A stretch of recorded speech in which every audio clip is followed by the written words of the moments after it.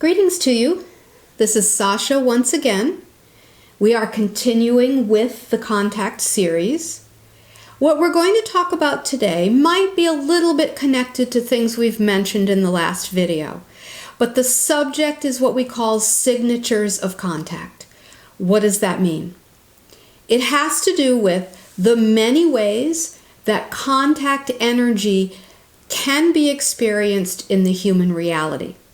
In the last video, we talked about how contact most likely does not come in the way that humans would wish it to be, which is a two-armed, two-legged being walking into your room and shaking your hand. But rather, instead, contact very often happens with the idea of one consciousness coming into your level of reality and interfacing with you in whatever way it can. And very often that means that the contact experience might take on what you've called high strangeness, or things may happen in the contact experience that you maybe are not yet recognizing to be contact itself.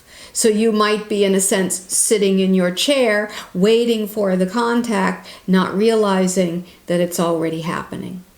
So today, we'd like to explore some of those different high, strange ways that often happen to help you to understand what some of the signposts of contact are. Now, we know probably this is not new information for many of you, but we're going to give you our take on it a little bit and help you see how you can work with it in ways that perhaps you have not been working with it thus far. So the very, very first thing that we want to talk about has to do with environmental changes or environmental manifestations of contact. Any of you who have been doing a lot of contact work outside will know that very often the environment around you will often manifest the contact. So for example, when we do contact work with groups in Japan, the environment is often humid. So there's a lot of water in the air. Therefore, you can say that when contact energy interfaces or connects with the humans doing the contact work in the human reality, that the environment is kind of like the way that the contact energy can interface and manifest.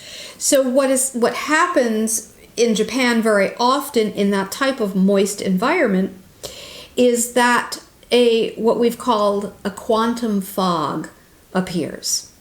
And it is, in many years it's different, but the general idea is that it is a fog that rolls in at the time that the contact work starts. Sometimes that fog is so dense that you cannot see your hand in front of you. The contact work or the contact lesson is done in that fog, and when the lesson is over, the fog leaves. So this has been a common pattern that our groups in Japan have experienced, and it is a way in which the contact energy can utilize the environmental energy of the surroundings, and what the humans see is the result of that interface. So the question then would be, are we, the ETs, deliberately creating this using the environmental conditions? We have to say sometimes yes and sometimes no.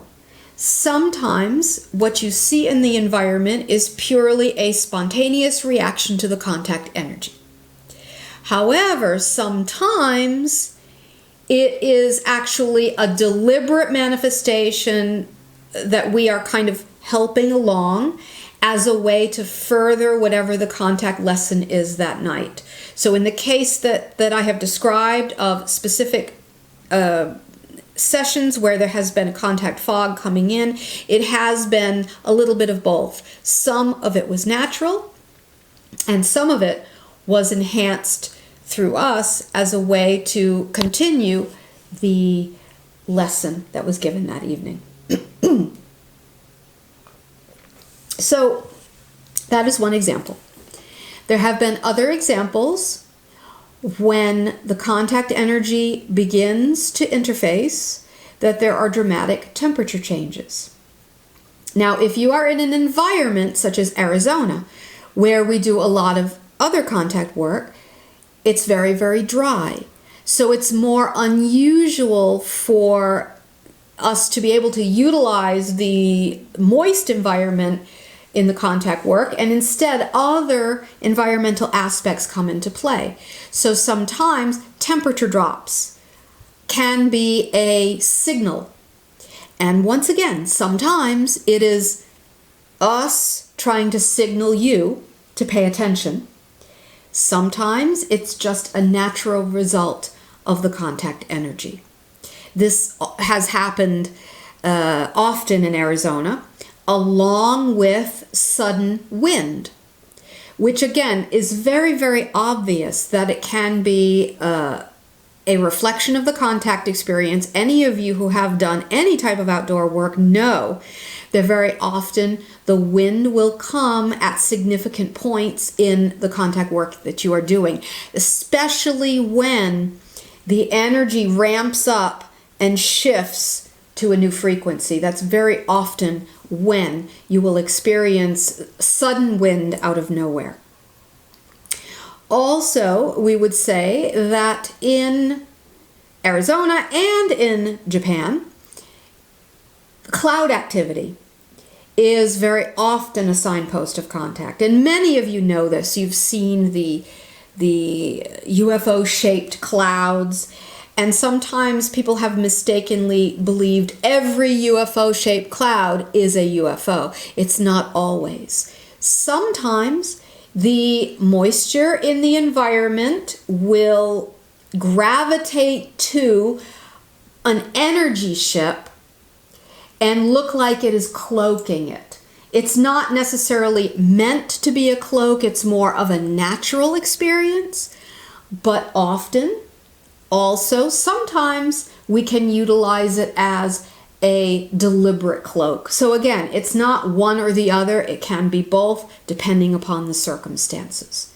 There was one experience that we had with a group in Japan near Mount Fuji, where the UFO-shaped ship was hovering over Fuji during the contact.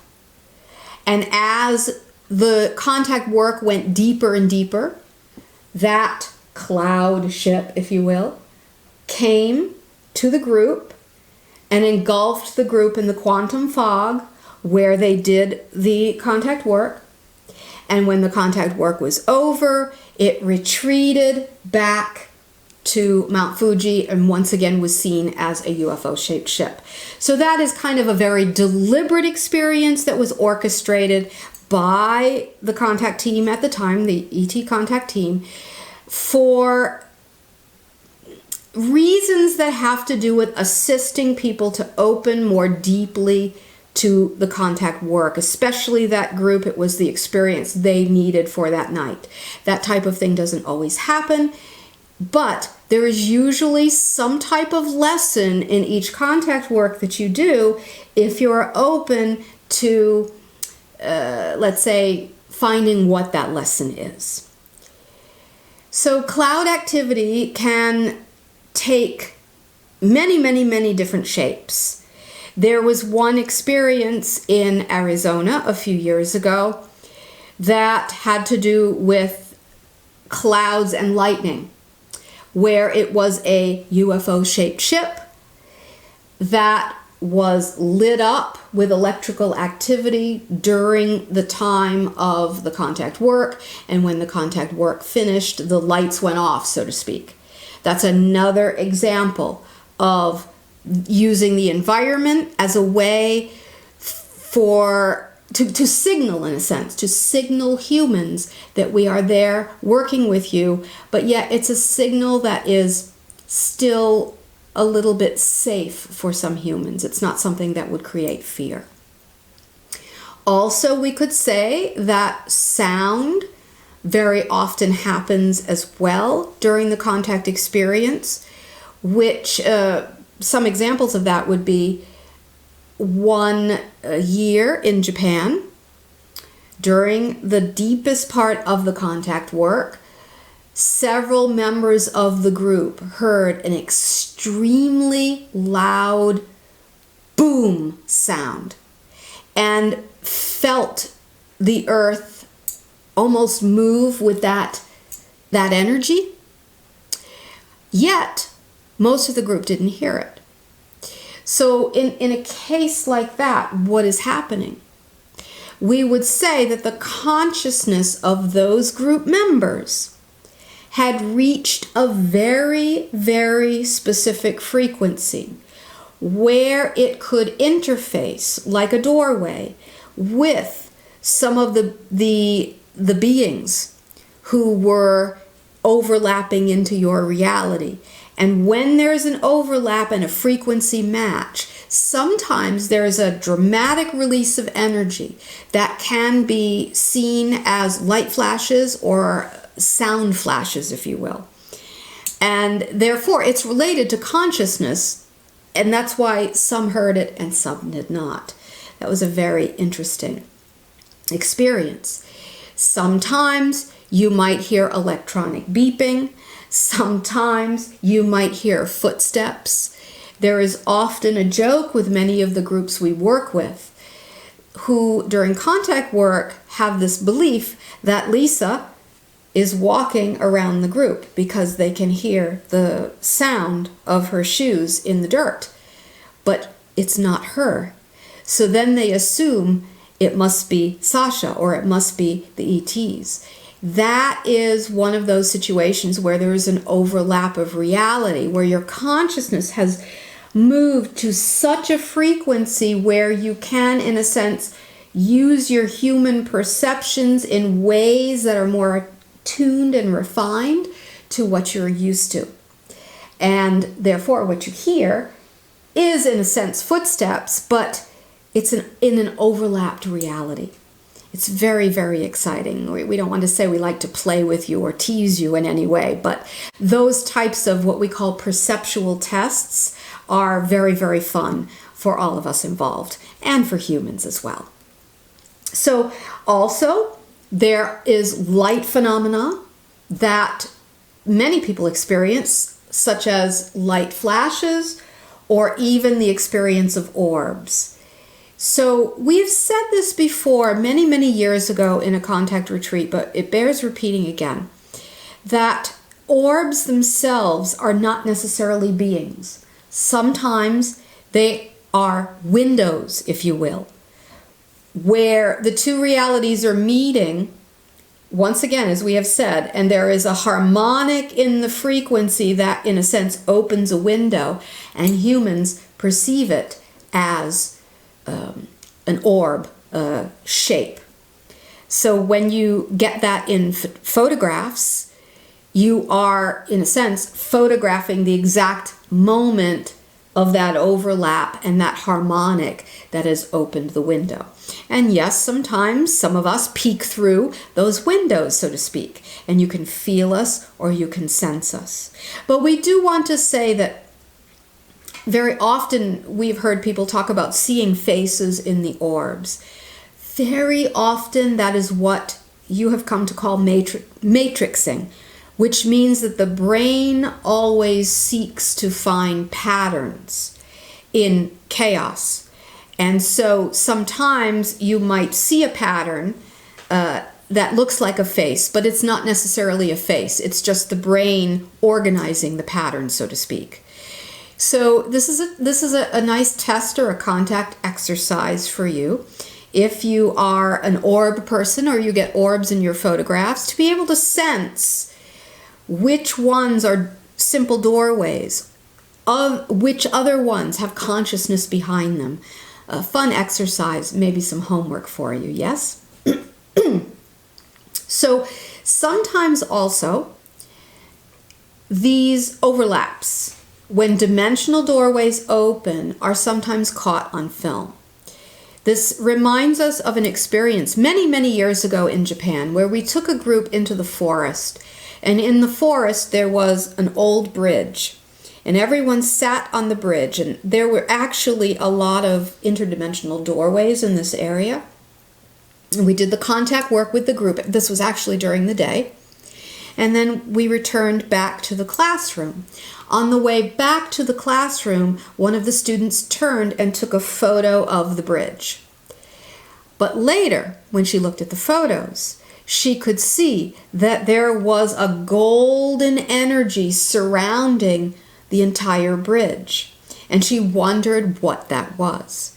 And we would say that in situations such as that, what she captured spontaneously on film was that overlapping interdimensional doorway that opened, and the golden light was, in a sense, a representation of the energy from that other dimension overlapping into yours. Very, very exciting. So another thing that can happen that many of you maybe who have done contact work for a long time have already seen happen many times, but it's very, very exciting, where you might have a dream about contact that's very, very real, and there's a lot of details in the dream. And then, let's say you go to a contact retreat, or you go with your group and you do contact work outside, and everything transpires in that contact work that happened in the dream. Maybe you did not understand the dream. Maybe there was symbology in it that you didn't understand literally. But then when you have the contact experience, you put the dream together, so to speak, and you start to understand the experience that you had. This is not necessarily a precognitive vision, so to speak, the dream. It has more to do with time loops, in a sense, meaning that you can experience many things in the time continuum simultaneously, but from different perspectives of consciousness. So in the dream state, you were able to experience this event from the perspective of your consciousness when you're not in a body. And then, in the time loop, so to speak, you experience the contact event from another part of your fractal. This one is you in the human body experiencing the same event that your energy body experienced in the dream reality. Because after all, you are a hologram and you experience everything in many ways simultaneously. Those experiences are very, very fun and exciting. And when you do a lot of contact work, you start to see those overlaps with the dream state. And finally, something that has been happening a lot lately is that more and more photographs are being taken of actual beings. Now we're going to show you something here. It might not be very clear, and you might not be able to see it or discern it unless you study it, but there's a photo in the Golden Lake book here. This is a photo of a being. You can see the head. You can see the skinny neck, the shoulder, the arm, and what looks like maybe a leg sitting in a lotus position. Now, what is more subtle is that this is Lyssa standing here. This is her arm. So she and the being are facing each other, but the being would appear to be floating. She did not see this. She was, as you say, staring into space. The contact work had ended, and one of the students had just spontaneously taken a picture on his Android phone. So this is zoomed up very, very much. what happened there. It's much like what we just said. The realities overlapped in just the right moment to create an illumination that the camera was able to pick up of a being. Now, if you look at his camera roll, the photographer, a Japanese man, took many pictures all in a row, but this being appeared in only one picture. So it just was that moment when the overlap happened and the opening and the light burst between the dimensional realities happened that he was able to take the picture. This is happening more and more in your reality.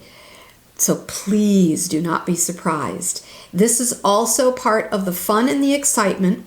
And talking about, in the last video, the myths of contact, we were talking about this idea of evidence, so to speak.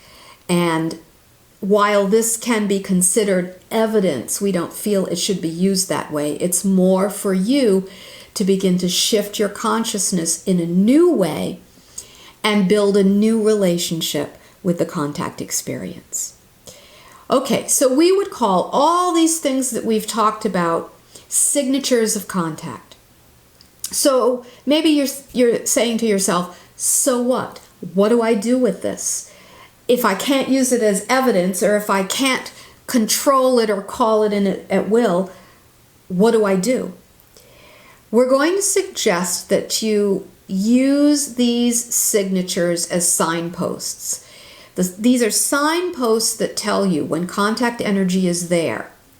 And when you are given those types of signposts, it is a perfect opportunity for you to utilize the signpost, because the signpost is there for you to pay attention.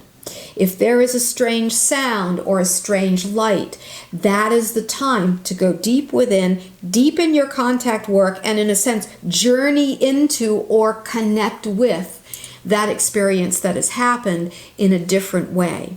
And you're going to find, maybe at first you might not know how to do it specifically, but if you keep practicing, you'll come to know what works for you and how to work with these signposts. The ET team, we give you many signposts during contact work, and we would say about 75% of these signposts are ignored. We would like to see that percentage decrease. We are giving you the signposts, so pay attention. This is part of your consciousness training. So in conclusion, we remind you contact happens in nonlinear ways, in very paradoxical ways, and sometimes very, very weird ways. You don't always have to understand what is happening, but the suggestion is to be open to those signposts and use those signposts because they're pointing down a road for you to travel in your explorations. All right, that's it for today. Thank you for your attention, and we send you much love.